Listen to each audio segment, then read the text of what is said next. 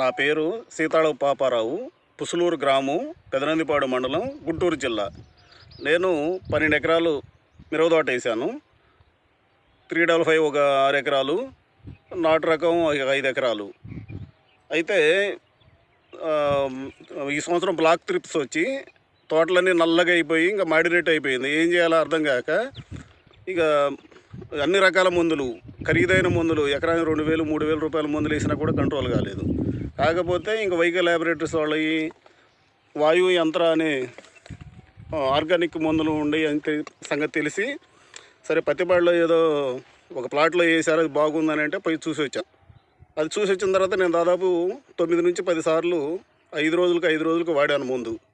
వాడితే తోట మంచి ఏపుగా ఆ బ్లాక్ ట్రిప్స్ అంతా పోయి కాపు చాలా దగ్గర గనుపులు వచ్చి చిక్కగా కాయ సైజు కానీ అన్నీ చాలా బాగుండాయి.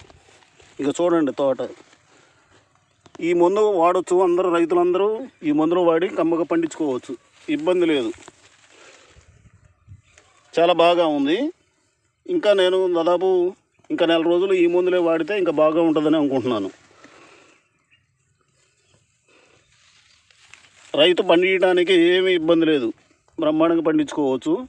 ఈ సంవత్సరం మంచి రేటు కూడా ఉంది కాబట్టి ఈ మందులు వాడుకొని మంచి దిగుబడి తీసుకొని రైతు లాభసాటిగా మంచిగా ఉంటుందని అనుకుంటున్నాను నేను. నాకైతే బాగుంది, మంచి పంట పండుద్దని రైతులందరూ ఈ ప్లాట్ చూసి వచ్చి మా ఊర్లో అందరూ వాయు యంత్ర మందులు వాడుతున్నారు. అందరూ హ్యాపీ, చాలా బాగుంది.